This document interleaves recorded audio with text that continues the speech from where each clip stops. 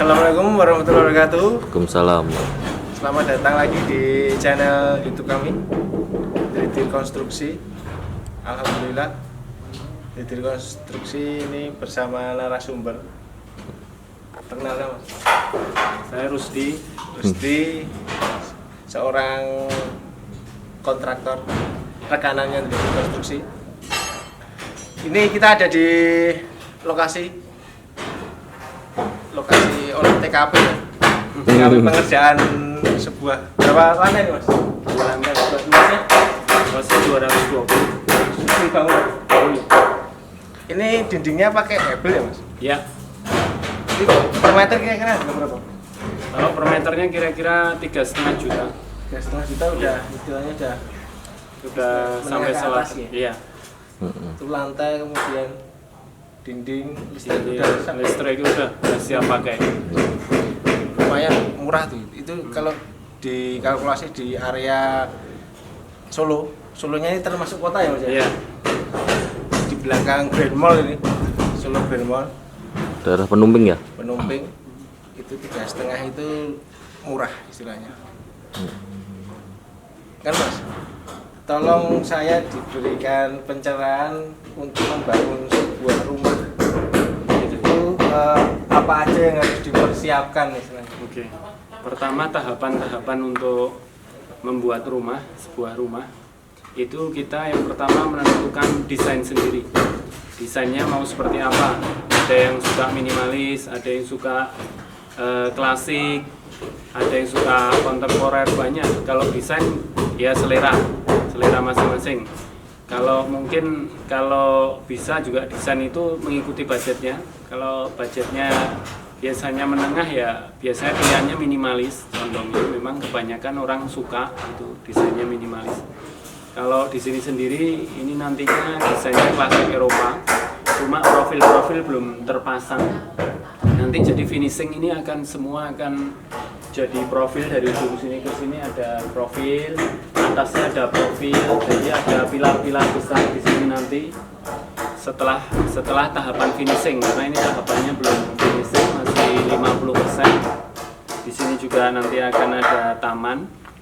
Jadi yang awal adalah desain, yang kedua sendiri adalah besaran lokasi atau besaran tempat yang akan dibangun gitu.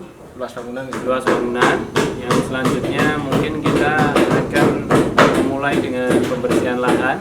Kalau itu didahului penghancuran juga berarti dihancurkan dulu lahannya, dipastikan bisa dibangun ulang, jadi dilepas semua konstruksi lamanya dan diganti dengan yang baru.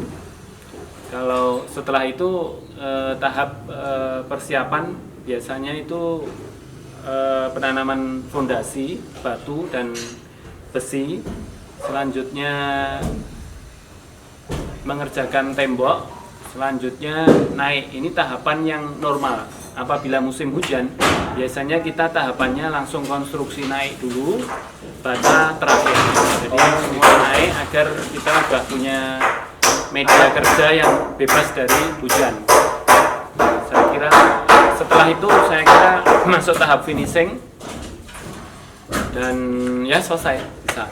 Berarti yang pertama itu desain, kemudian Persiapan luas bangunan, ya. Kemudian apa lagi Mas? Persiapan. Persiapan pembersihan lahan, keempat konstruksi, batu fondasi dan fondasi dan ya pemasangan sloop, terus baru pemasangan batu bata atau hebel, terus kita naik terus, biasanya naik dulu sampai ini seperti ini tahapnya, nanti akan berakhir pemasangan atap, terus semua akan finishing tembok-tembok.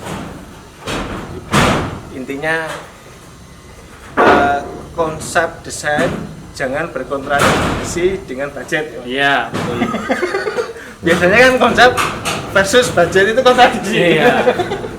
Tapi kalau bangun rumah itu meremen ya Mas? Iya, betul. Meremen ya? Iya. Kayak istilahnya gatel pemene.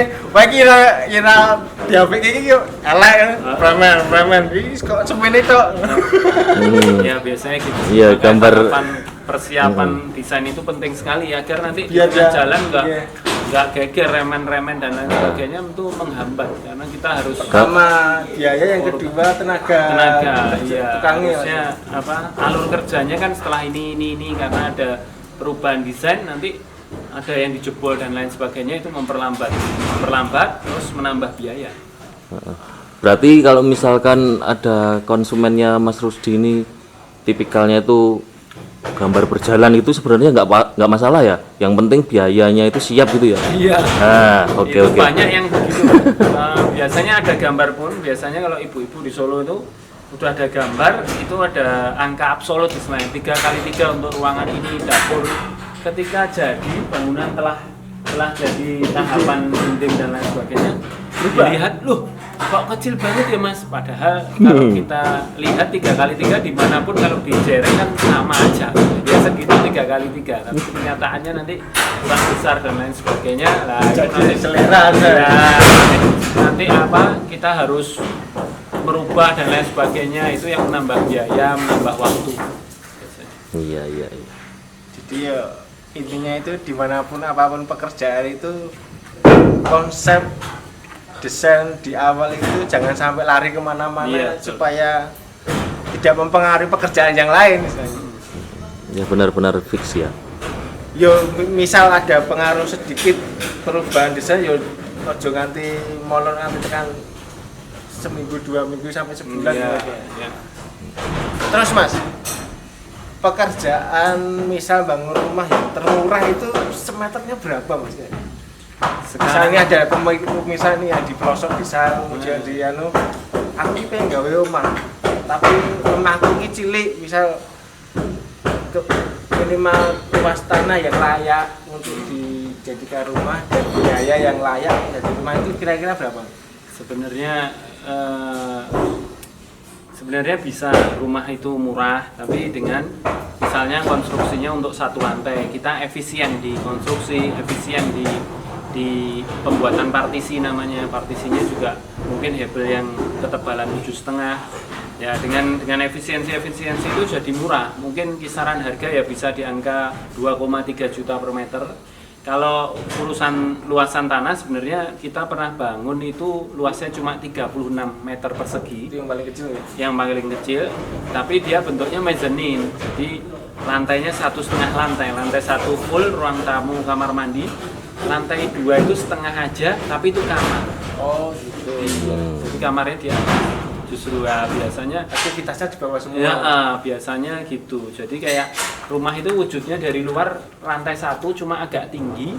Lah orang itu tempat tidurnya di bawah apa ya? Di bawah genteng ya, di bawah atap itu. Jadi pendek sama atap, tapi itu malah justru memang daya tariknya begitu ya. Itu istilahnya mezzanine, istilah desainnya begitu. Jadi sebenarnya luasan berapapun itu bisa asal ya menyesuaikan kebutuhannya seperti apa. Jangan tanah 50 tapi butuh 4 kamar ya, itu sulit, kecuali kamarnya cilik-cilik sak kupon ya, tapi naik besar turunnya ngadeg ya Mas ya.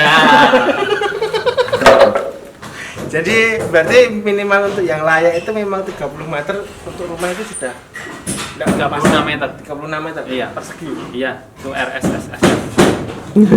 Rumah sangat sederhana sekali.